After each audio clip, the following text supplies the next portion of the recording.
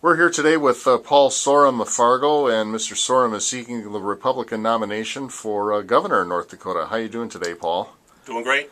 So can you give us the bullet points of your candidacy? First of all, you've just announced, and you go on the road from here.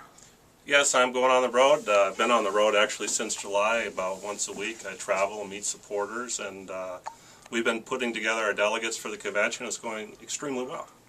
And what kind of platform are you going to run on? What are your major issues? Well, I'm a Reagan conservative, and I believe that if North Dakota simply embraces our founding principles, that we'll have sustained growth in our economy, and we'll lead the country out of this recession. What would set you apart from somebody like Governor Dalrymple, who may very well also seek the nomination? Well, I have extensive leadership experience. I've worked in the real economies of these rural communities. I know what the problems are, and I have a vision of how to solve those issues and provide good government and make people freer and more prosperous. Statewide now, what do you think are the biggest challenges facing North Dakota? Well, there are some very big challenges, especially out west, where there are many challenges to the growth of our oil industry that need to have a clear strategy, and a detailed vision of how to overcome those and provide for the kind of growth that's being forced. Budget-wise, the state is in pretty good shape, pretty good.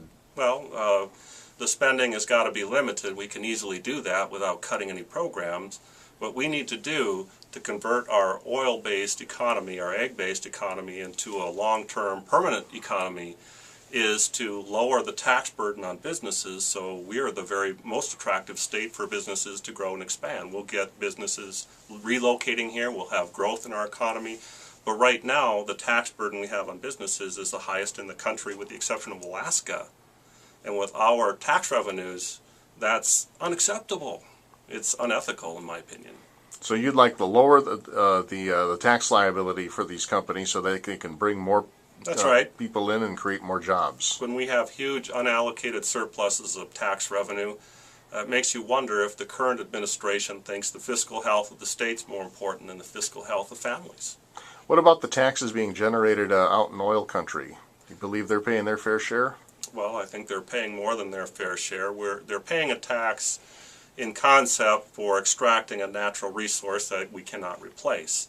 However, I think that tax could be more fair to them by simply, simplifying that tax system and lowering the rate slightly so we're competitive with other states once again. All right, thanks for being with us today, Paul. Thank you.